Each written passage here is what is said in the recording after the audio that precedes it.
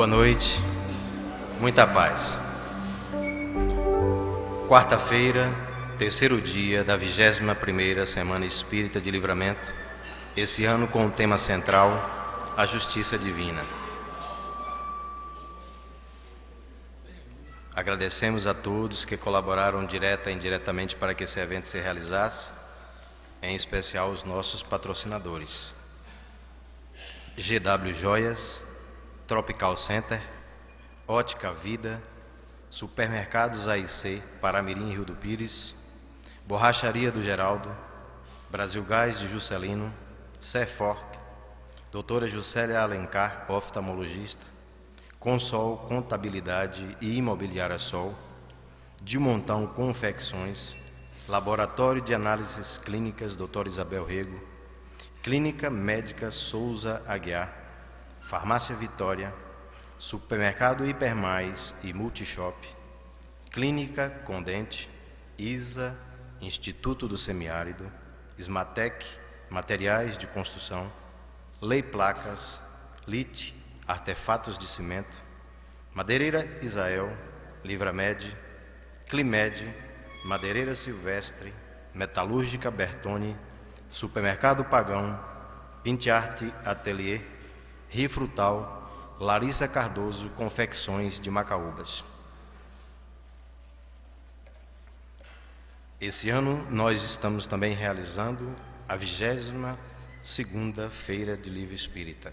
Os livros estão sendo expostos na mesa, na entrada do salão, na sala lá no fundo.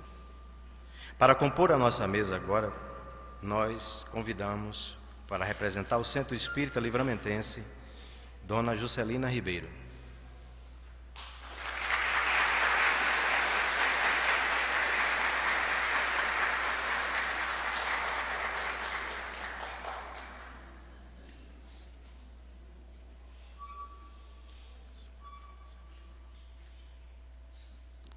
Representando o Centro Espírita André Luiz, Fátima Aguiar.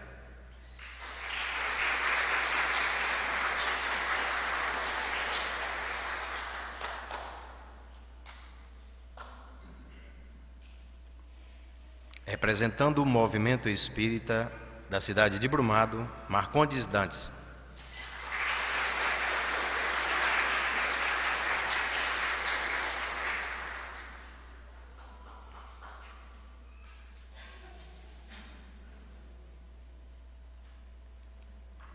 Representando o Centro Espírita Alberto Ramos, da cidade de Rio de Contas, Neuma Vasconcelos.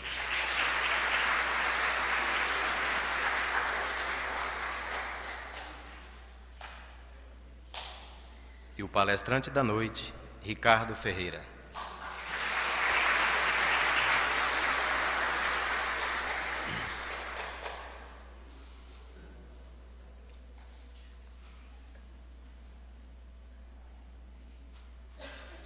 Para nossa vibração musical, convidamos agora Paulo César.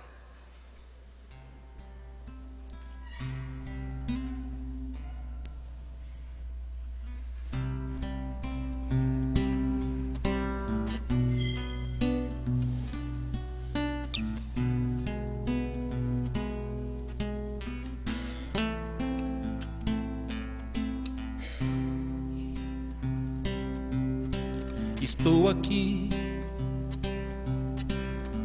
outra vez em busca desse abrigo, do conforto desse olhar amigo, luz do meu caminho, a direção. Estou aqui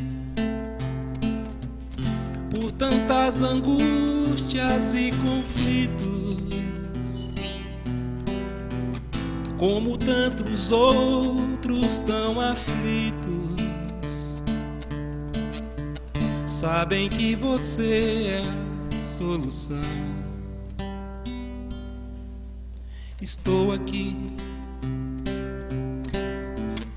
à procura do caminho certo, como quem precisa pisar num deserto. Por milagre a fonte, a salvação.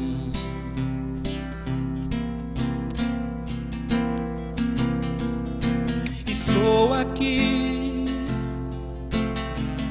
venho iluminar meus pensamentos e aliviar meu sofrimento. Só você, eu sei, é a solução.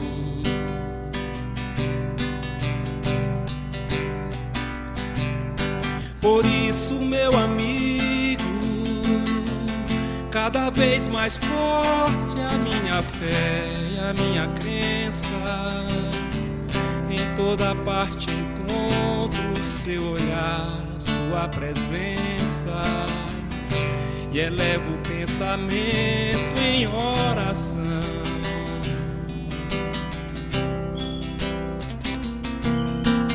Cristo, meu amigo, sua luz me mostra a direção a ser seguida. Você é a verdade, é tudo, é o caminho, a vida. Só você, eu sei, é a solução.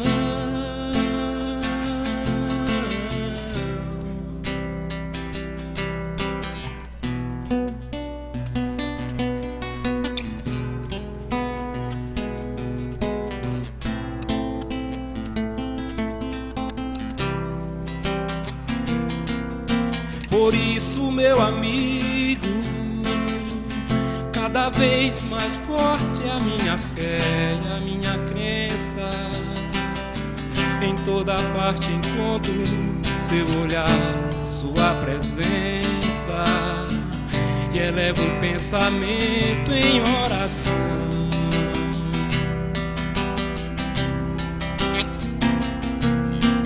Cristo, meu amigo, sua luz me mostra a direção a ser seguida.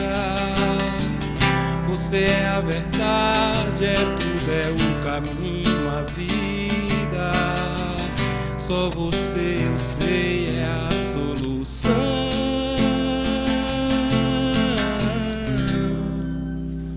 Obrigado, uma boa noite a todos. Obrigado.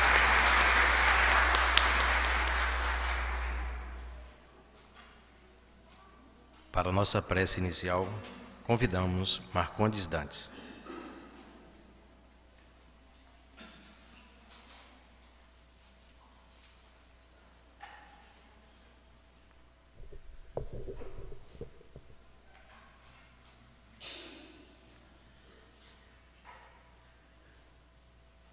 Querido Mestre Jesus,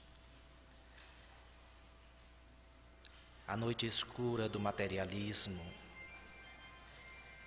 cede a pouco e pouco o espaço para a madrugada triunfante do espiritualismo que se renova com a doutrina espírita. Nesta noite, Senhor, em que nos reunimos em Teu nome, abençoa-nos a oportunidade grandiosa de aprender. Aguça-nos as percepções de natureza espiritual para que a mensagem da noite não apenas penetre-nos o intelecto, mas sensibilize-nos as emoções para transformações inevitáveis.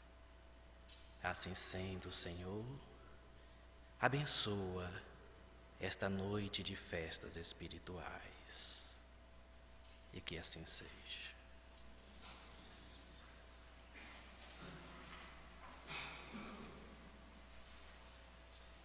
Temor da morte. Joana de Anges afirma que, abre aspas, o medo da morte, que é herança ancestral, assim como o resultado das crenças religiosas e superstições que elaboraram um Deus vingador e punitivo, ou do materialismo que reproduz a vida após a disjunção celular ao nada, o fenômeno natural da desencarnação se apresenta como tragédia ou constitui um término infeliz para a existência humana, que sofre a dolorosa punição de ser extinguida. Fecha aspas. Desta forma, passamos a compreender um pouco mais sobre este medo, visto que somos espíritos milenares, que já vivenciamos vários personagens no palco terreno e nem sempre fomos espíritas ou reencarnacionistas.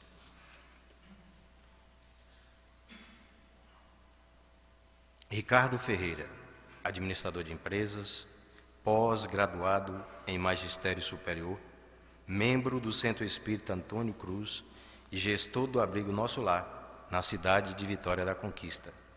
Para falar sobre temor da morte, Ricardo Ferreira.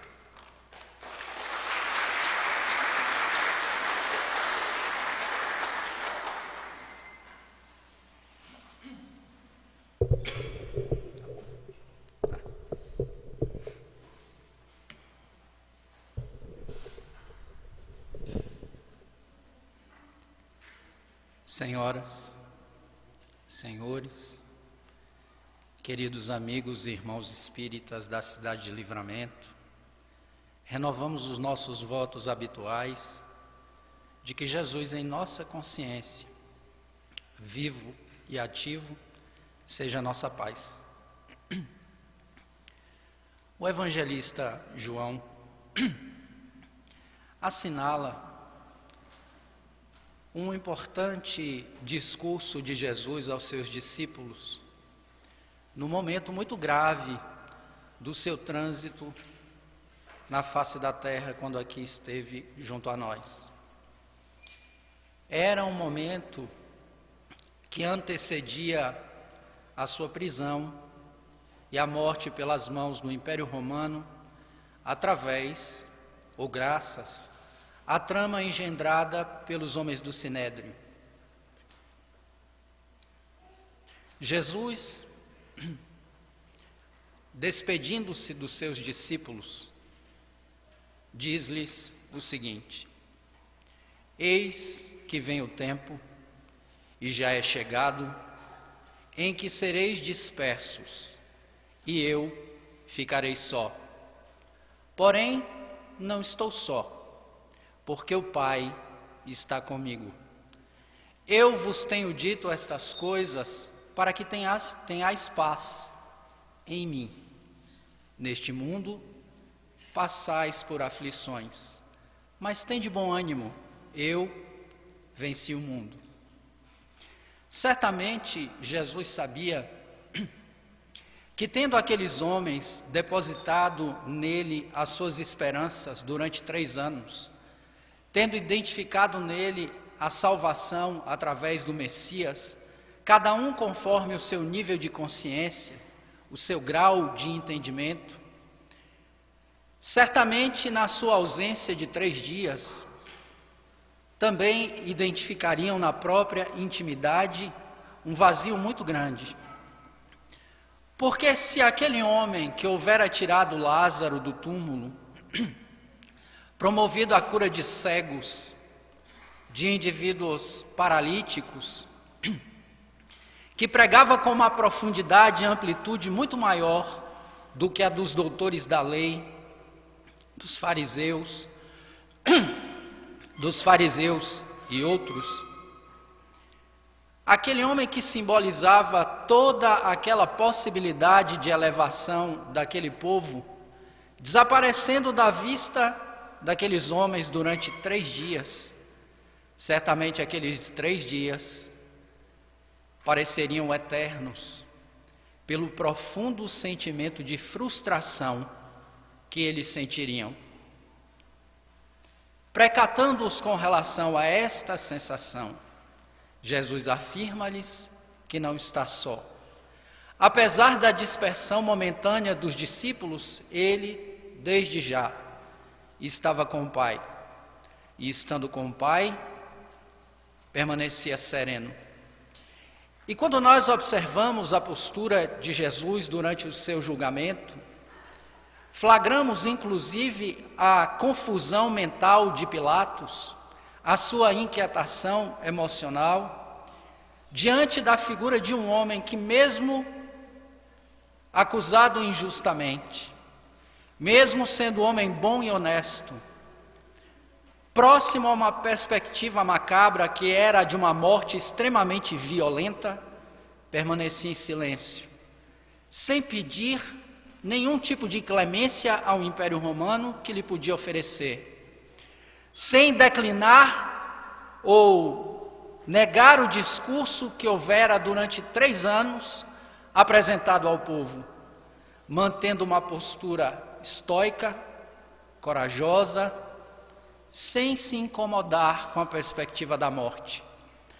O incômodo de Pilatos cresce de tal forma que, olhando para aquele homem, Pilatos lhe diz: homem, por acaso tu perdeste o juízo? Não vês que tenho o poder de salvar-te ou não nas minhas mãos?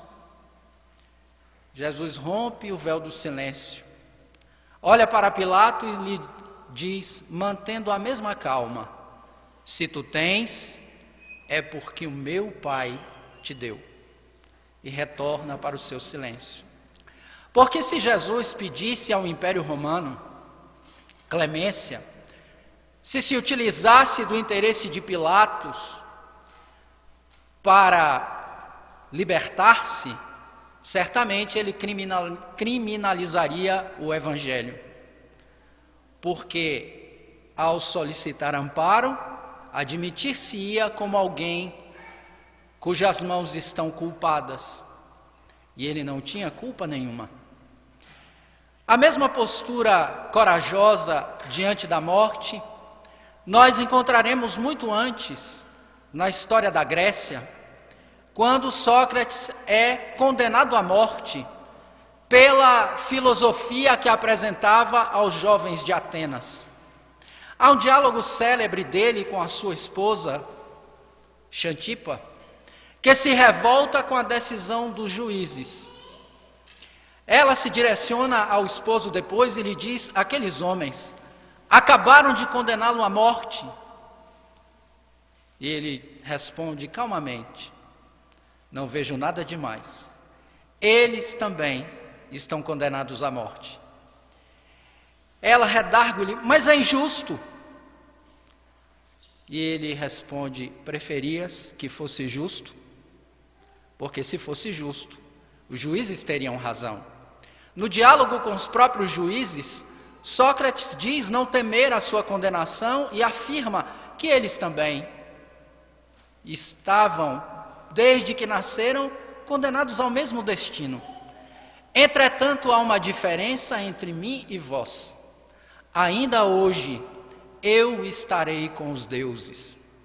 A serenidade de Sócrates e a serenidade de Jesus derivam de uma imensa compreensão da vontade de Deus e mais, de uma anuência a esta vontade.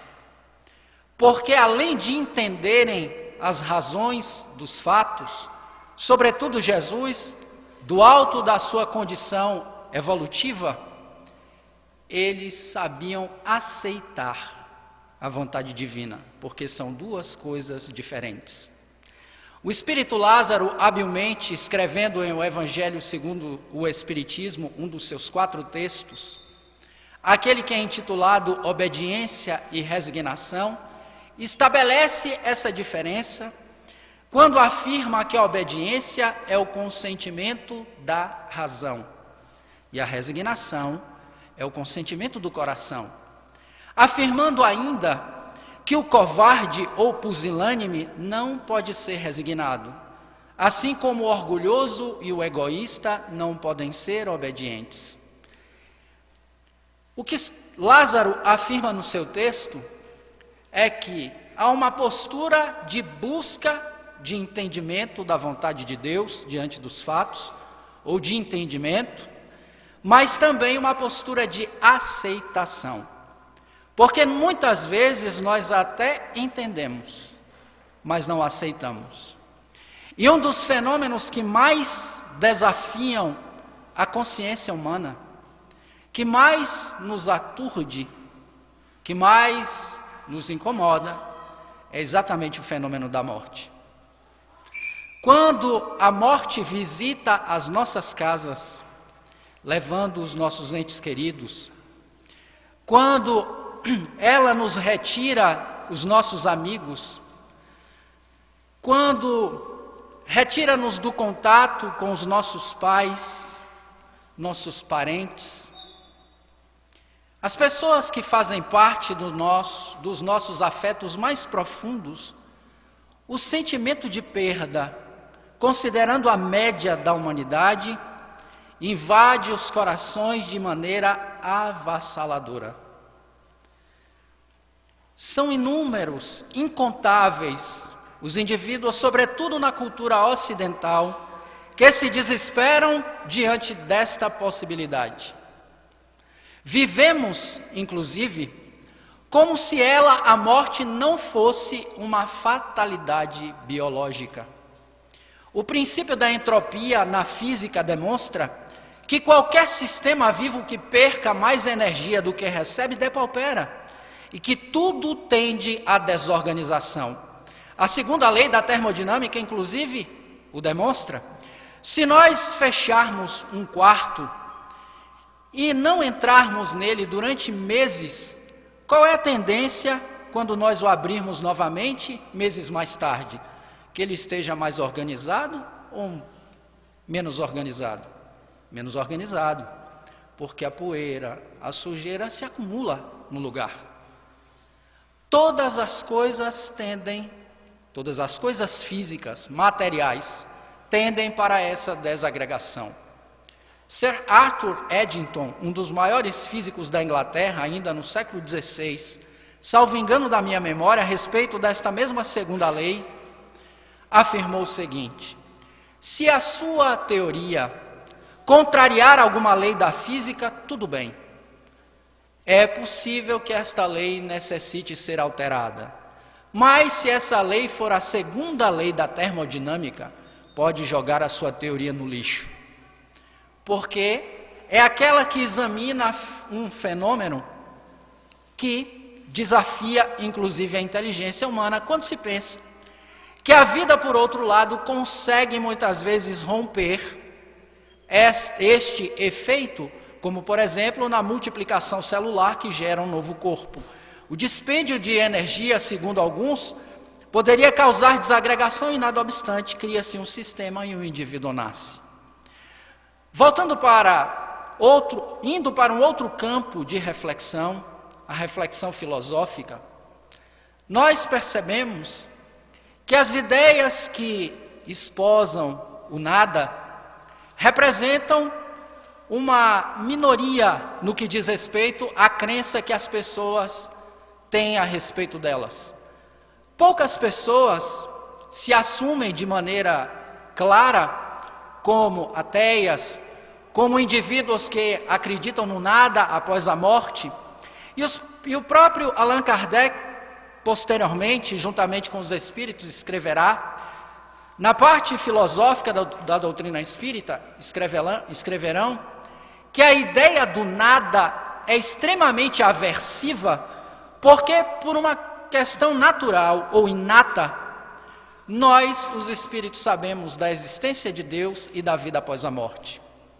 Mas esta mesma questão, do ponto de vista filosófico, religioso, não era totalmente equacionada entre os judeus.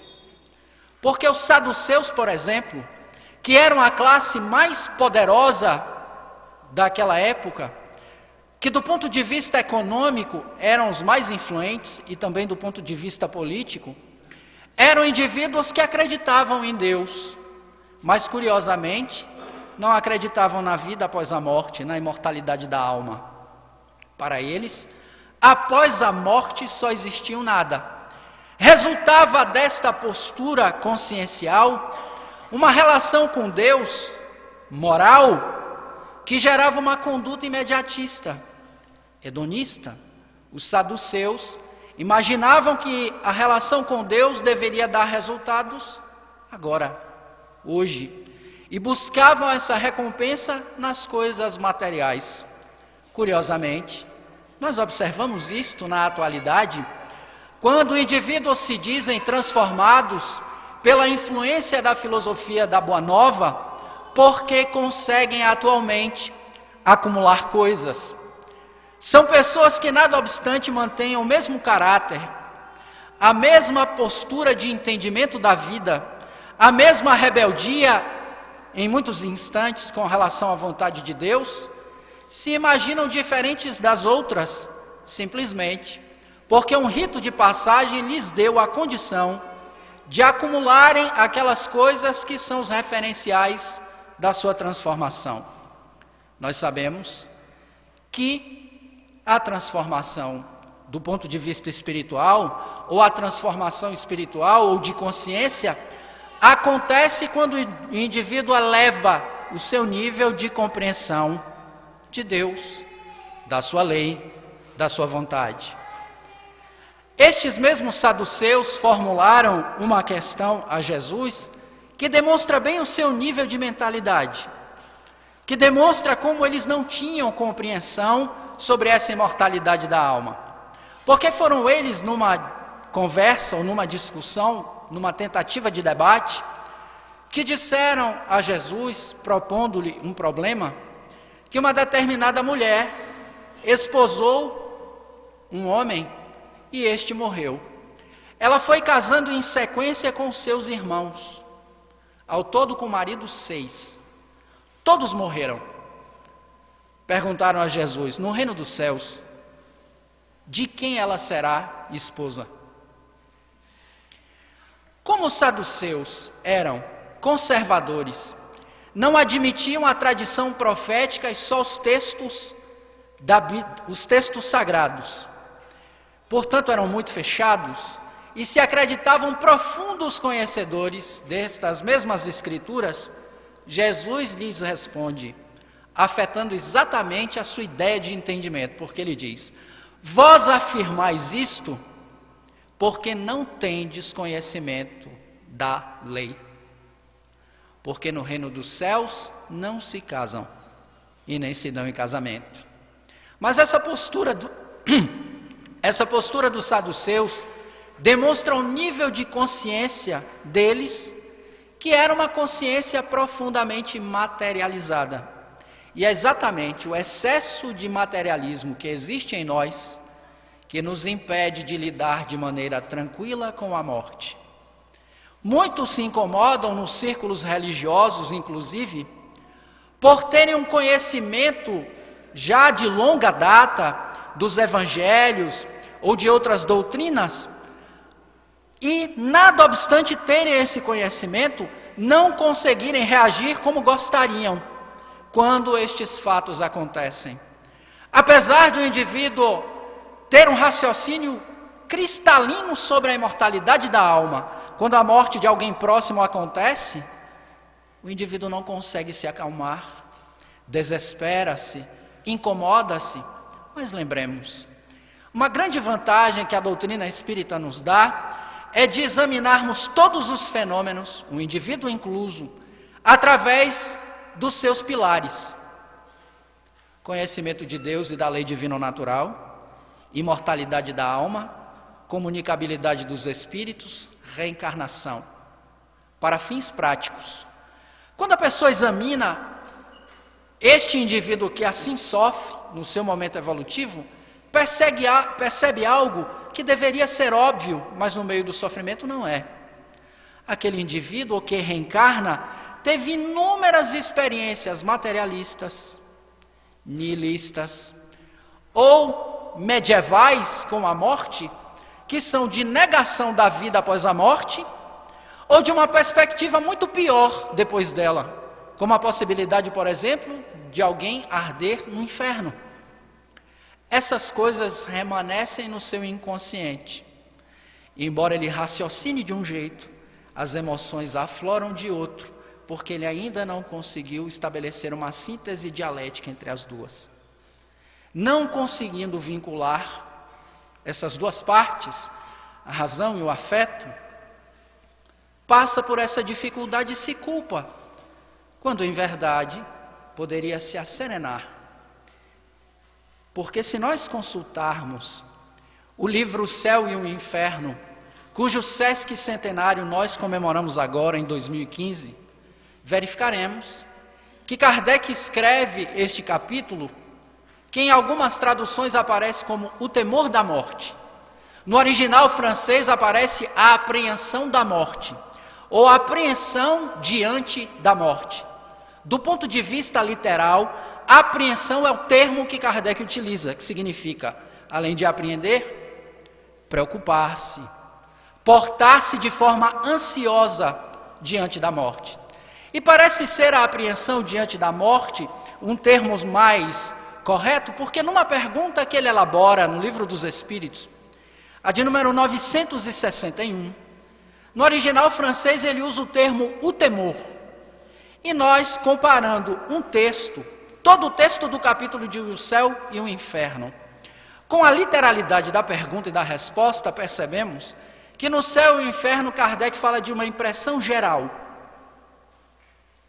Na pergunta e resposta, de particularidades. Kardec pergunta o seguinte: qual sentimento predomina no ser humano ou no homem no momento da morte? A dúvida, o temor ou a esperança? Os imortais respondem: a dúvida nos céticos empedernidos, o temor nos culpados, a esperança nos homens de bem.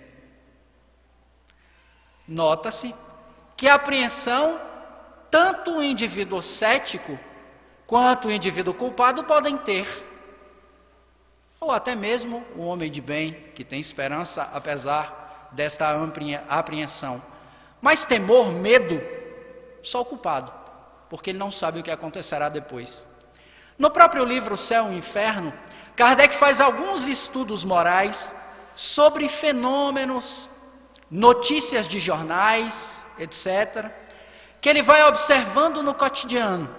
E profundamente vinculado a este dia a dia, Kardec nos lega impressões importantíssimas. Há um caso, por exemplo, que não é propriamente de alguém que morreu, porque o protagonista da história não morre naquele momento, mas que chama a atenção do codificador. É um fato que ele publica, em verdade, corrigindo o pensamento anterior, na Revista Espírita, em agosto de 1863. O caso de Jean Rizac. Jean Rizac trabalhava 12 anos antes na dessecação de um lago na Holanda. E trabalhando neste local, num dia de pagamento, o responsável pelo agrupamento de operários lhe pediu um favor, que ele recebesse o seu pagamento, mas levasse até um colega de trabalho também o seu. Jean Rizac, quando sai, usa o seu dinheiro e o dinheiro do colega. E tem uma ideia péssima para corrigir o primeiro erro. Porque para não ficar exposto à vergonha de admitir o roubo, ele planeja e executa a morte do seu amigo, entre aspas, do seu colega de trabalho. Precipita-o de uma ponte no rio. Quando ele percebe que o rapaz consegue sair e virar margem, ele com uma faca desfere 2 ou 3 punhaladas em sua nuca e o mata, escondendo o corpo, deixando que o corpo vá com as águas.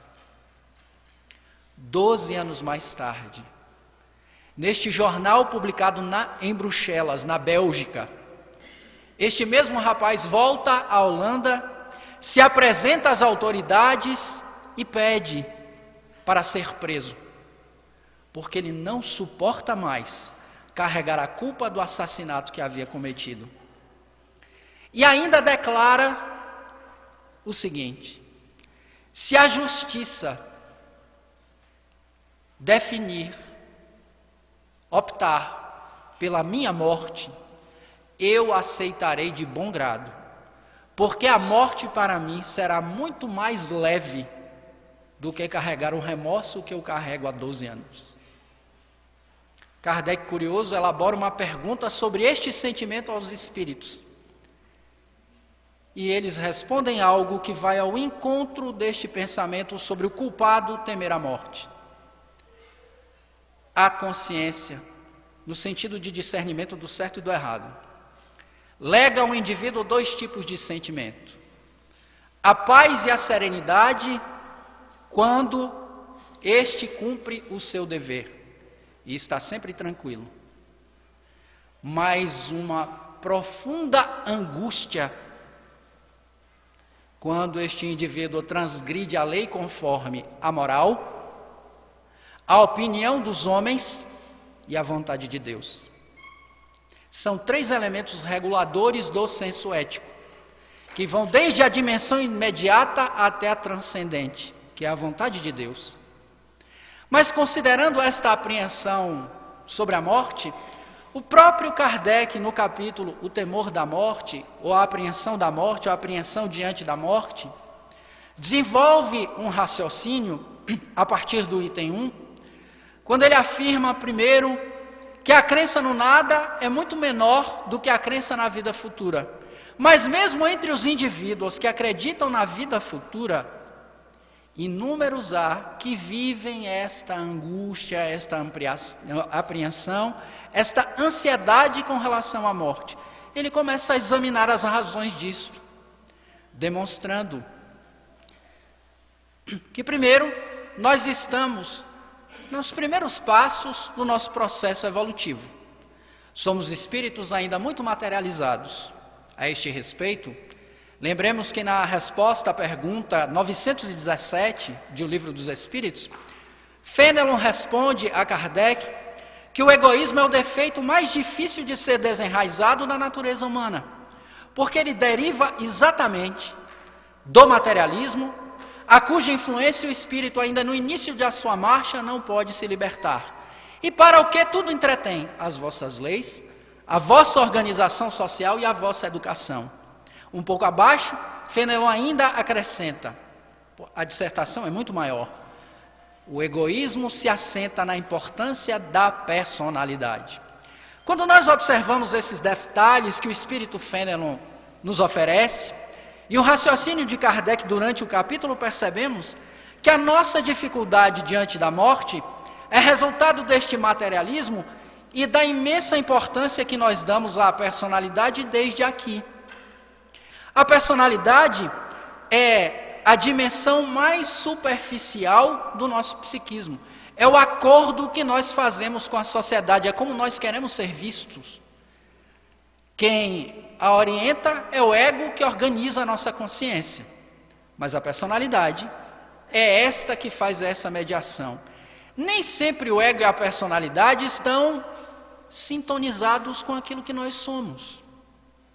Nós somos espíritos. Mas quantos são os indivíduos na face da terra que se veem como corpos? E que acham que quando os corpos fenecerem, eles também morrerão? Não temos estatística disso. Mas quando nós olhamos a pulsão de morte que nós temos, e que se traduz em inúmeros fenômenos, alguns muito visíveis, e alguns com a aparência um tanto disfarçada, nós entendemos isto. A nossa sede por diversão divisa com a morte muitas vezes. A nossa ânsia de prazer é tão grande que nos faz passar por riscos desnecessários. Quando nós temos, pela euforia da velocidade alta, a postura de correr no trânsito, por exemplo.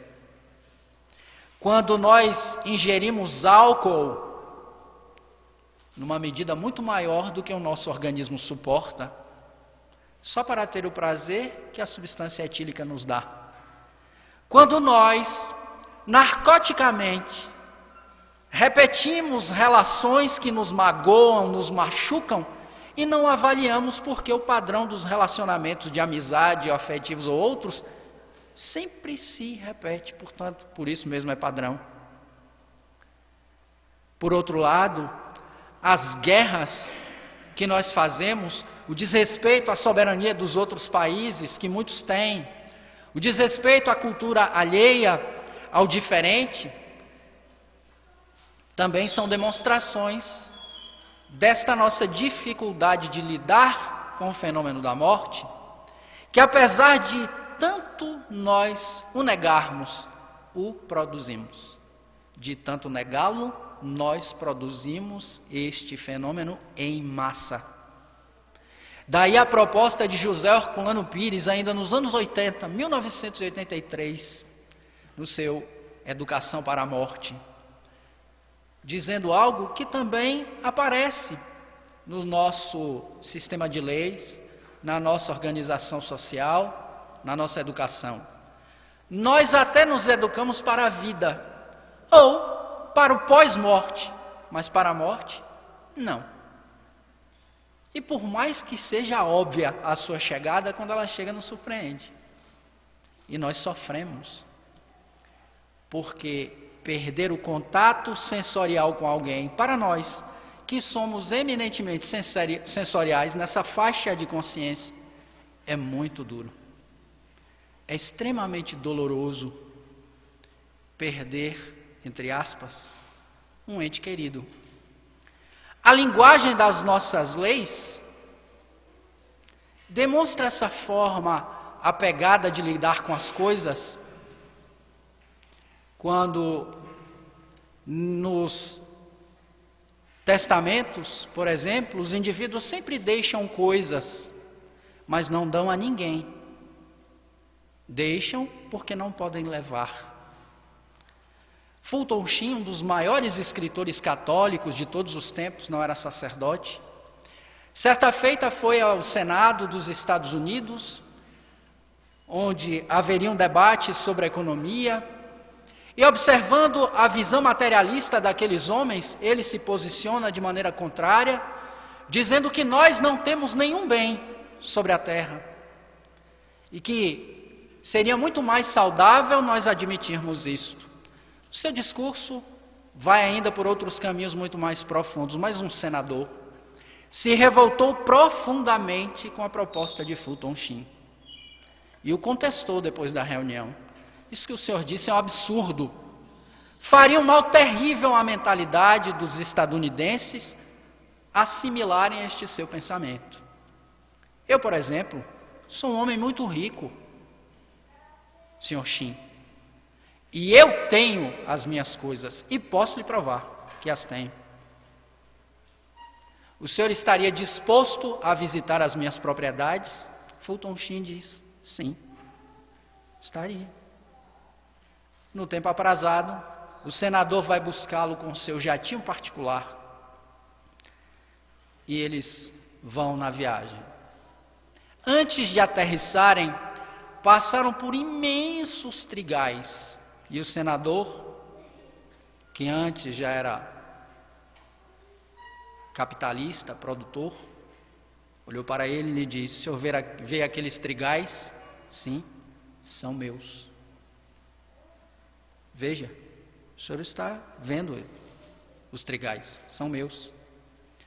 Passaram por poços de petróleo, aterrissaram numa fazenda e demoraram muito tempo, quase 1 hora, para ir de carro até a sede, e o senador foi se gabando das suas posses.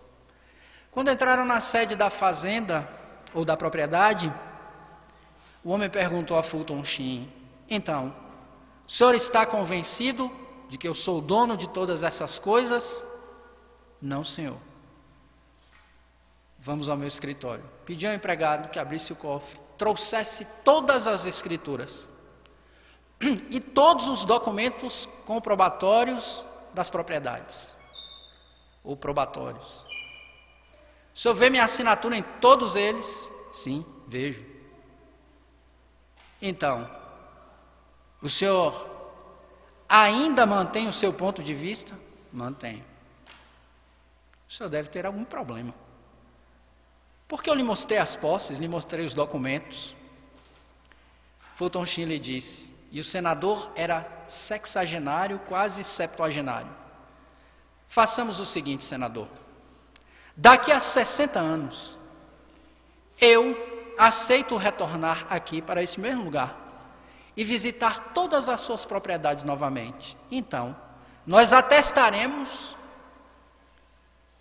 o fato de o Senhor ser dono delas. Mas isso é um absurdo. Quando este tempo chegar, eu já estarei morto. Pois é, e o Senhor não vai levar nenhuma delas. Fotoshin teve a paciência pedagógica de esperar dias para fazer com que aquele homem notasse a diferença não meramente jurídica entre posse e propriedade. Porque do ponto de vista transcendente, ninguém tem propriedade de nada, só tem posse. Todos nós deixaremos essas coisas para trás. Mas com a mentalidade materialista que nós temos, sentimos a apreensão quando estes bens, ou melhor, o apego a esses bens, ou a posse desses bens, começam a sofrer a ameaça, por exemplo, de uma doença incurável que um médico descobre em nós. Aí o indivíduo não tem mais paz, inclusive depois da sua desencarnação. São inúmeros os relatos na literatura subsidiária, inclusive, da doutrina espírita, sobre indivíduos que, mesmo após a sua desencarnação, ficam imantados ao seu ambiente por causa das posses. Há indivíduos que têm extrema dificuldade em repartir qualquer coisa.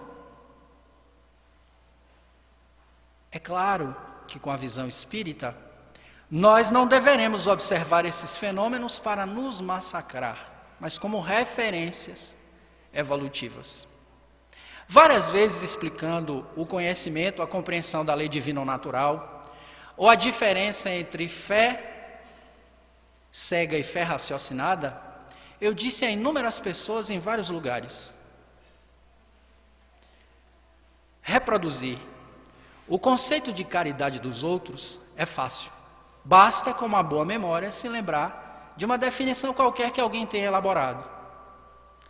Reproduzir a compreensão de fé de alguém é fácil. Eu posso citar Paulo e dizer: a fé, ele escrevendo aos Efésios, é a certeza das coisas que se espera e a prova das que não se vê.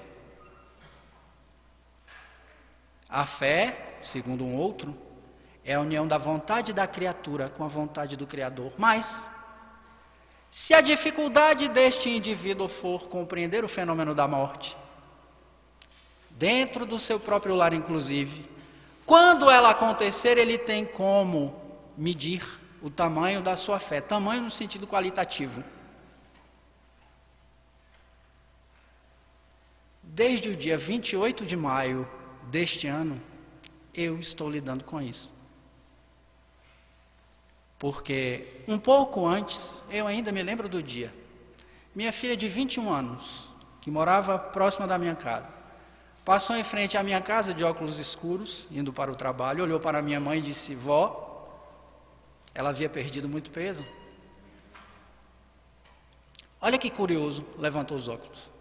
Eu estou querendo ganhar peso e estou ficando inchada. Ela é uma pessoa divertida e disse isso. Minha mãe: curioso. Esse inchaço evoluiu para uma anasarca, que é inchaço generalizado do organismo. Ela precisou de internamento. 2 hipóteses: transtorno da tireoide ou lúpus eritematoso sistêmico, que é uma doença autoimune muito complicada, sobretudo no cenário que nós temos na saúde brasileira. No mundo inteiro é complicado, mas aqui há inclusive propostas políticas tramitando na Câmara para melhorar a condição de pesquisa e cura. E suporte. Ela foi detectada com lúpus. Um pouco depois, no dia 28 de maio deste 2015, a 1h23 da manhã, ela havia sido internada na UTI um pouco cedo. Ligam-me de lá e me dizem: senhor Ricardo, é o senhor?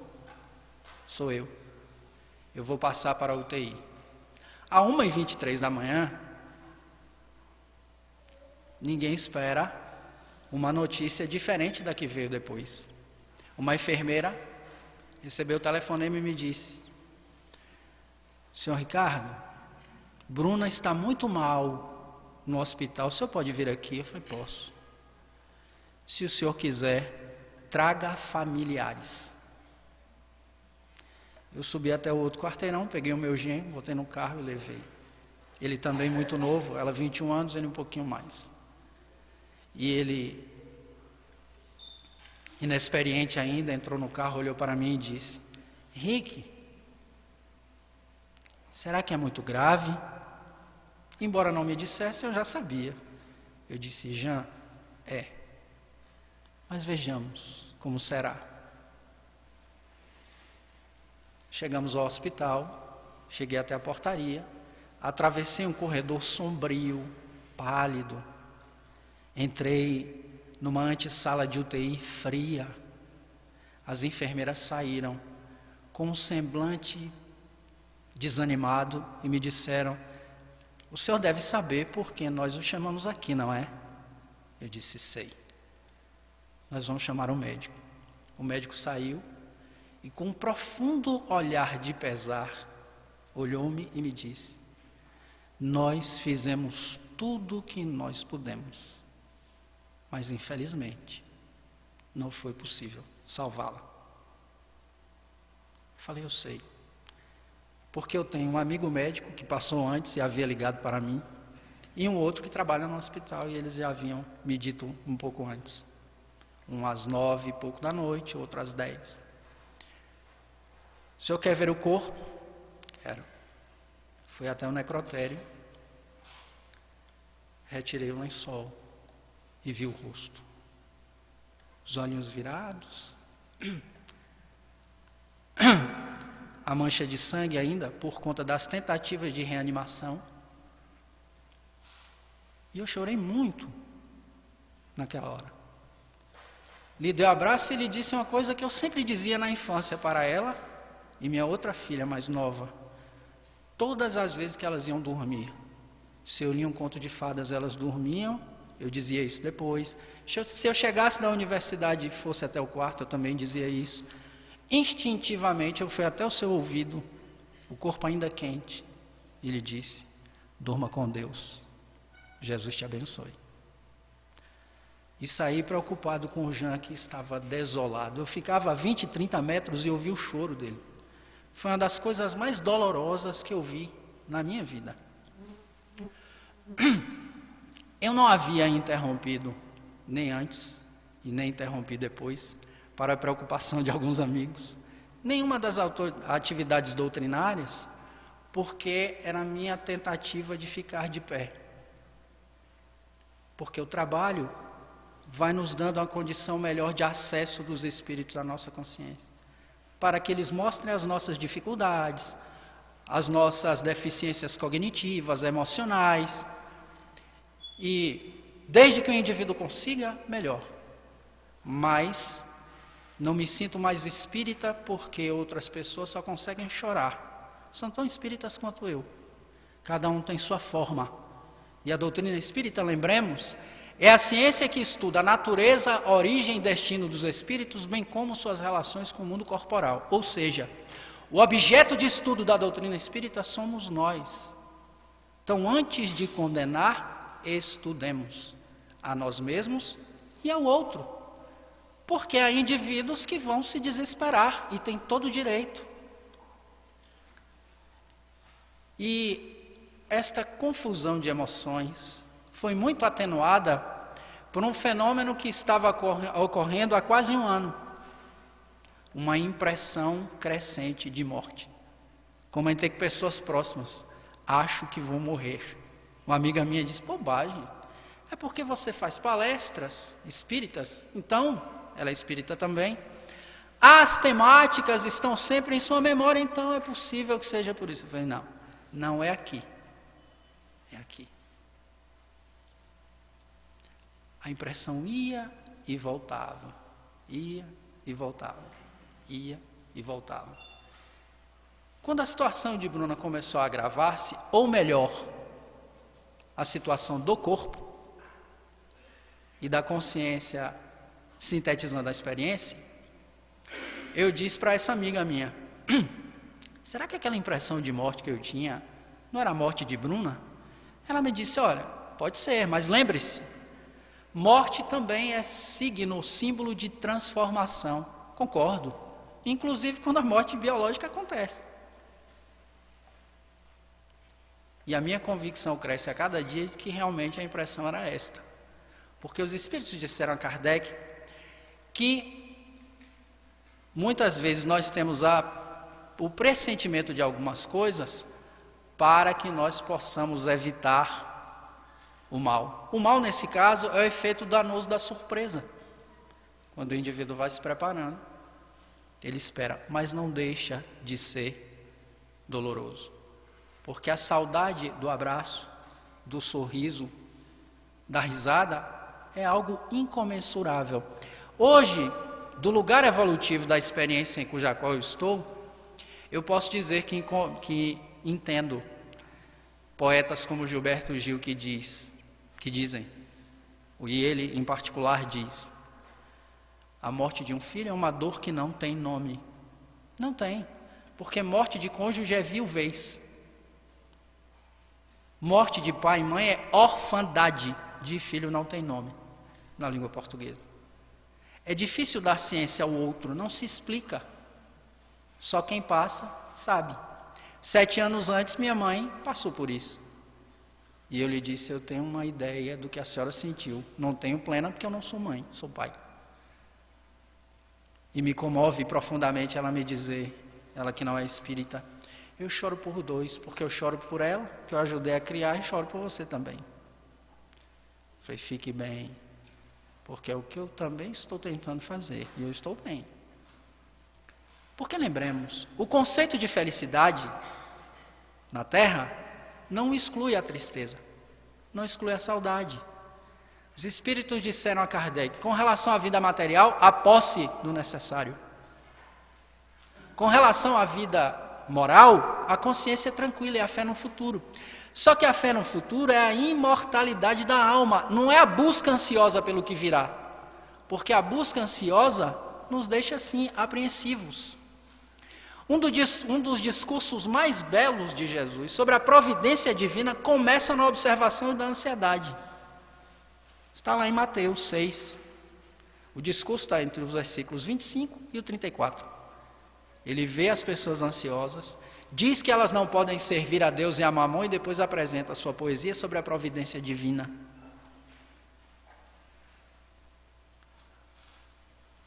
Curioso é que 17 dias depois eu consegui a proeza de sofrer um acidente de carro. Bati em 2 árvores, saí de dentro do carro confuso, não precisei tomar um Dorflex. Quando eu vi as pessoas dizendo, quem estava naquele carro? Eu disse, sou eu. Meu Deus, você não teve nada? Não. Graças a Deus. Aí eu tive um outro entendimento sobre a morte. Porque eu me lembrei dos 30 dias antes, em que ela fez a brincadeira com os óculos. Eu falei, eu podia ter desencarnado também. Comentei com os amigos, isso foi num sábado, na terça-feira, e um deles disse assim, é porque não era o seu dia, e você certamente tem muito o que fazer ainda na face da terra. Eu falei, não sei. A única convicção que eu tenho é que existe um tempo de qualidade que eu posso usar agora. Por que será que os espíritos disseram a Kardec que a lei de Deus está escrita na consciência? Alguém dirá, mas consciência nesse sentido é discernimento do bem e do mal. Lembremos, o neurocientista e neurologista Antônio Damasio, que escreveu O Erro de Descartes, O Mistério da Consciência, quando ele diz, não existe consciência moral sem consciência neurofisiológica, ele tem razão. Como alguém pode melhorar, refinando-se, a sua condição ética, se não consegue observar conscientemente as suas emoções no processo? Quando o indivíduo está consciente, ele percebe por que ele consegue fazer algo e para quê, por que ele não consegue. Quem dorme não vê isto. E o materialismo promove um sono enorme na vida de nós espíritos. Kardec afirma, neste mesmo capítulo, que é tema da noite, que estas ideias diminuirão na medida em que a nossa fé se alicerçar, consolidar-se. Mas fé é construção. Repetir conceitos doutrinários, insisto, é fácil. Como diria um palestrante espírita já desencarnado, Antônio Carlos Costardi, nós viemos para a Terra para conjugar verbos. Todos sabemos que nos idiomas os verbos são as categorias de palavras que indicam ação. Ou seja, o indivíduo veio para agir. Veio para a reencarnação aprender a se alimentar, a procriar, a escolher. E ele dizia, o último desses verbos é amar. Nós ainda estamos longe de alcançar a sua compreensão. Poucos alcançaram. Lembremos de Saulo, ou de Paulo, o apóstolo dos gentios, escrevendo, quando eu era menino, pensava como menino, falava como menino, sentia como menino. Mas logo que cheguei a ser homem, abandonei as coisas de menino. Agora vemos como no enigma, por espelho, mas então veremos face a face. Agora vejo em parte, mas então conhecerei como também sou conhecido. Agora restam a fé, a esperança e o amor, estes três. Mas o mais importante é o amor. Kardec preferiu a tradução caridade. Porque caridade, no contexto da psicologia espírita, que aparece tão bem delineada na Revista Espírita, é a forma de um indivíduo sair das dimensões do seu ego e ir na direção do outro. E fazendo este movimento, ele se vê menos frágil, percebe que ele não é o único que sofre, não é o único que tem dores, mas que na sua intimidade remanesce um potencial profundo de dádivas concedidas por Deus, que só espera um exercício e o concurso da nossa boa vontade. A vontade é uma delas. A consciência, o senso íntimo é outra, conforme Leon Denis.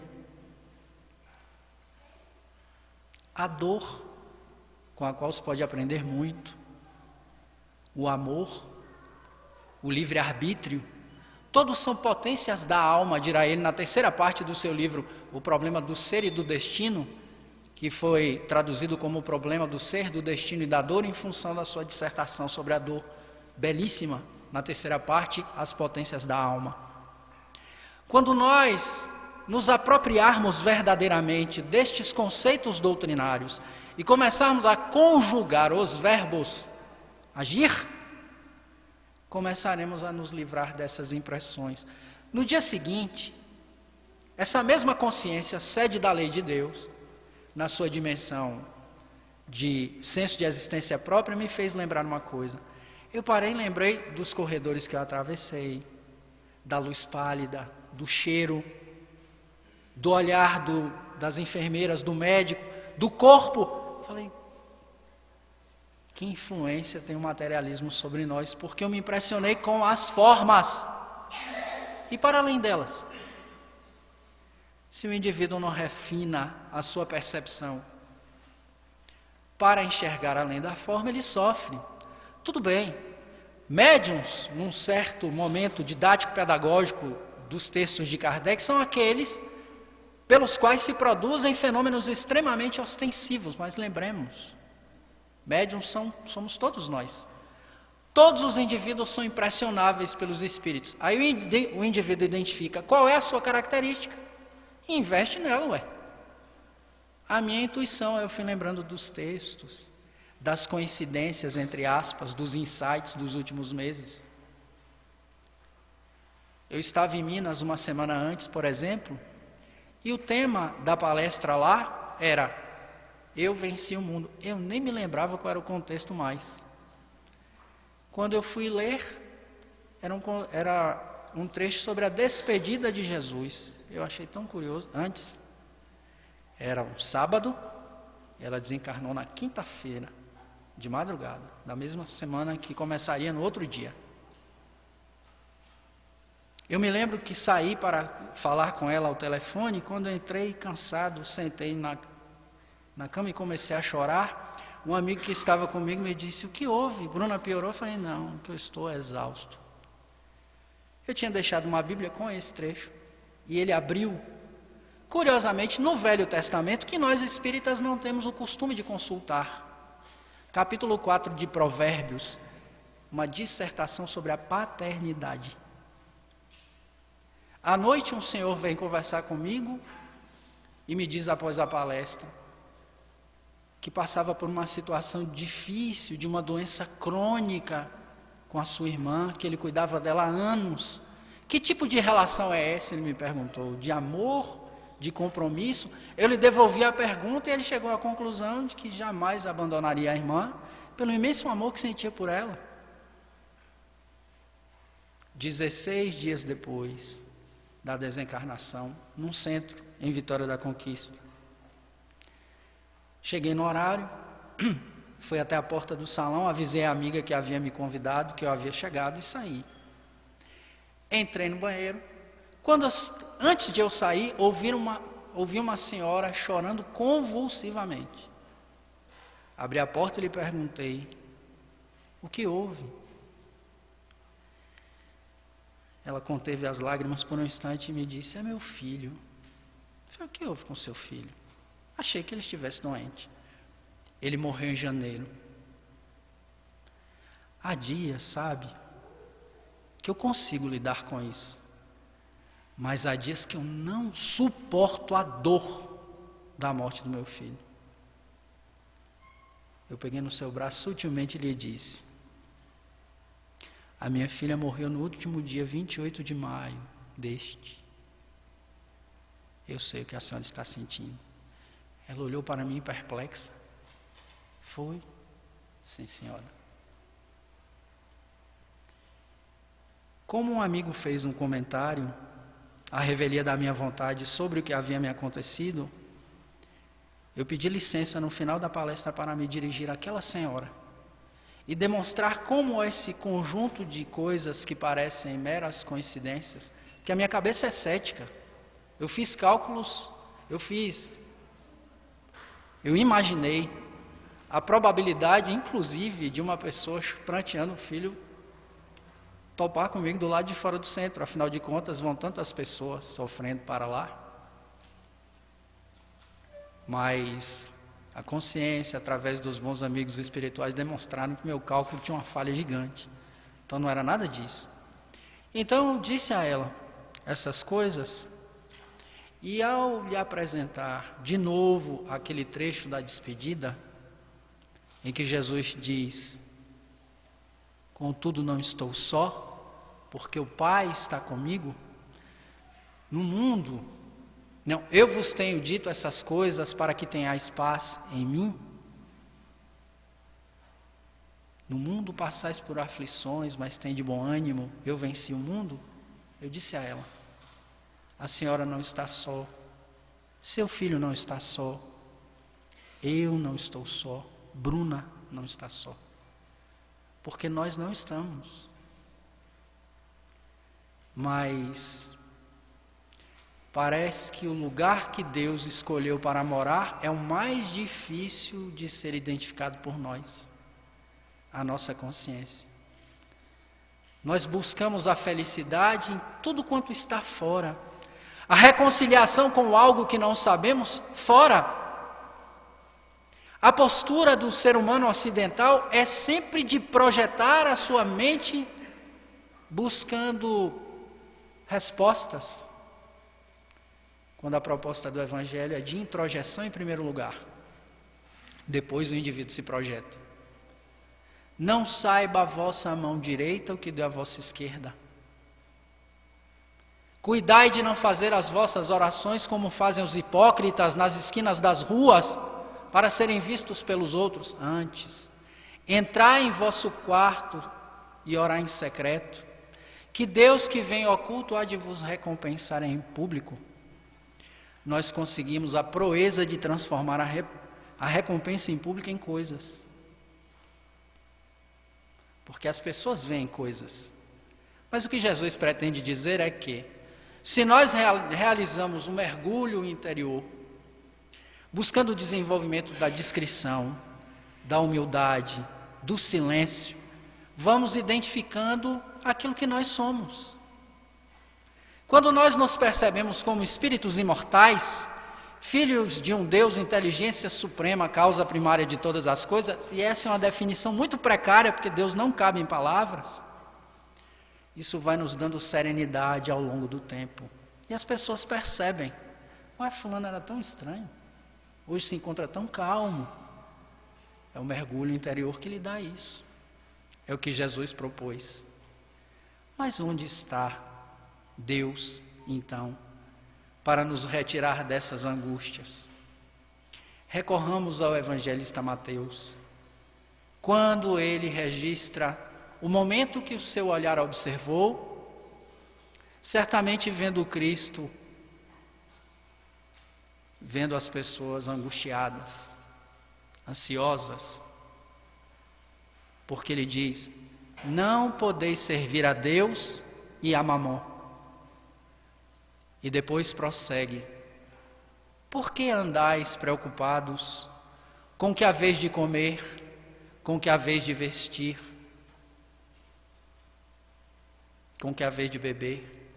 Não é a vida mais que o alimento e o corpo mais que o vestido? E qual de vós, por ansioso que esteja, pode acrescentar um côvado ao curso de sua vida? Quanto ao que haveis de comer e beber, por que andais solícitos? Olhai os pássaros do céu. Eles não semeiam, não cegam, não ajuntam em celeiros. E, no entanto, vosso Pai Celestial os alimenta. Não valeis vós muito mais do que 1000 passarinhos? Quanto ao que haveis de vestir, por que andais preocupados? Olhai os lírios do campo, eles não trabalham, não fiam. Mas em verdade eu vos assevero que nem Salomão em toda a sua glória se vestiu como qualquer deles.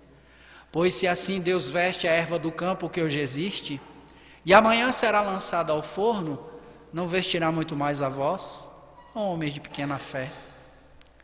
Por isso eu vos digo, não andeis ansiosos, vos perguntando: que comeremos, que beberemos, ou com que nos vestiremos? Porque os gentios buscam essas coisas.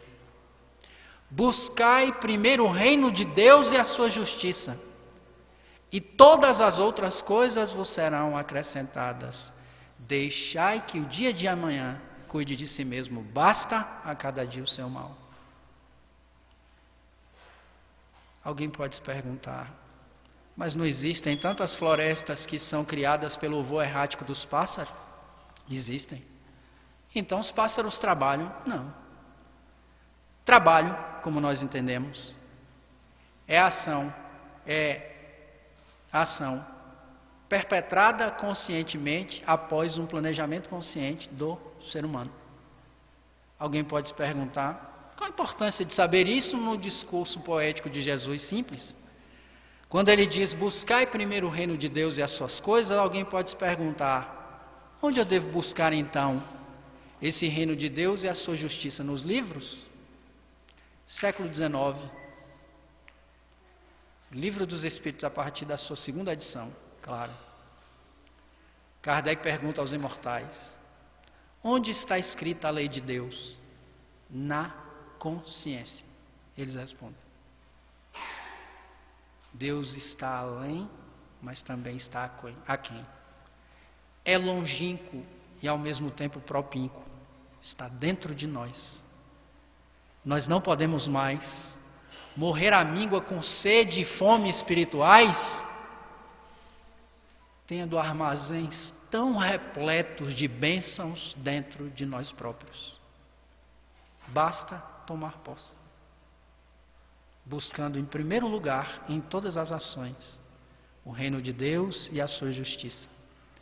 Quando a morte acontecer próxima de nós, ou quando nós nos portarmos diante da vida, busquemos sempre o que significa esta vontade, o que ela quer, o que eu posso aprender com isto, e mais, aceitemo-la, porque tudo que provém de Deus, o que Ele permite que aconteça, é para o nosso bem.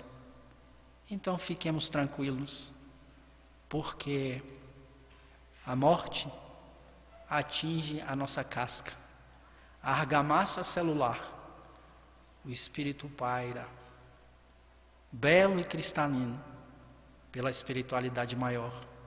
Apesar dos funerais acirrarem em nós o medo, a angústia, etc., substituamos essas figuras, estes símbolos, pela imagem do Espírito se libertando desses grilhões, de um corpo tão cheio, em muitos aspectos, de imperfeições, capaz de adoecer e fenecer diferentemente de nós. Quando formos fazendo isto dia a dia, compreenderemos o que Jesus disse aos seus discípulos: contudo não estou só, porque o Pai está comigo. Muita paz.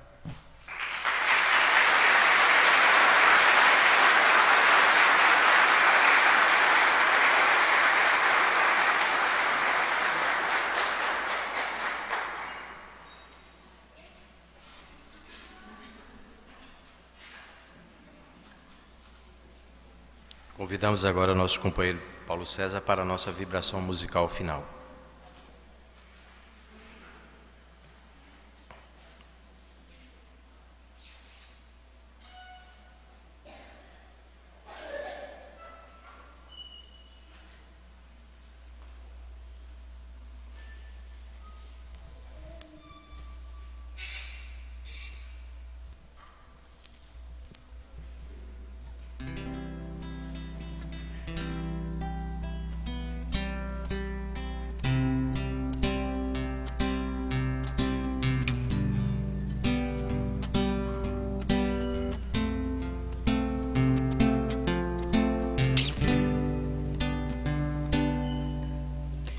Hoje eu venho aqui com o coração aberto, através das minhas preces, para conversar com Deus. Venho agradecer com muita satisfação pela água e pelo pão que nos fortalece. Venho te agradecer por sempre nos escutar, por nos dar o teu amor, ensinando-nos a amar. Vamos todos cantar, agradecendo a Deus. Vamos todos cantar, agradecendo a Deus. Vamos todos cantar, agradecendo a Deus. Vamos todos cantar, agradecendo a Deus. Hoje eu venho aqui com o coração aberto, através das minhas preces, para conversar com Deus.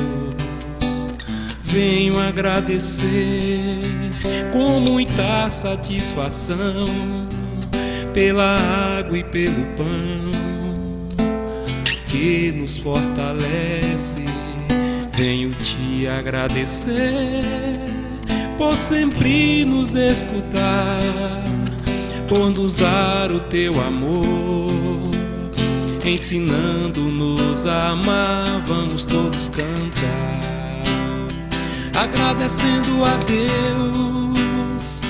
Vamos todos cantar, agradecendo a Deus. Vamos todos cantar, agradecendo a Deus. Vamos todos cantar, agradecendo a Deus. Foi Jesus que semeou a paz na terra. Ele aqui sempre falou que o Evangelho é o caminho da vida. Jesus também ensinou que pra gente ser feliz basta ter no coração amor. Jesus também ensinou que pra gente ser feliz basta ter no coração amor. Vamos todos dar as mãos, vamos juntos caminhar e ao encontro do amor que Ele deixou.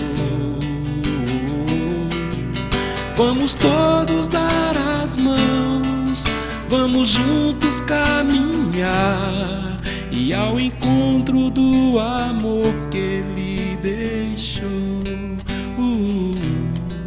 E ao encontro do amor que Ele deixou.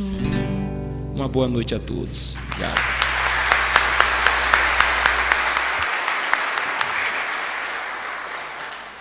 Os nossos agradecimentos ao amigo Ricardo Ferreira pela presença e pela belíssima exposição da noite. Que Jesus o ilumine sempre, companheiro. Nossa gratidão também a todo o público presente e convidamos para amanhã com o expositor Antônio Henrique, que vai falar sobre o tema o suicídio e suas consequências às 20 horas neste mesmo local. Uma boa noite e muita paz a todos.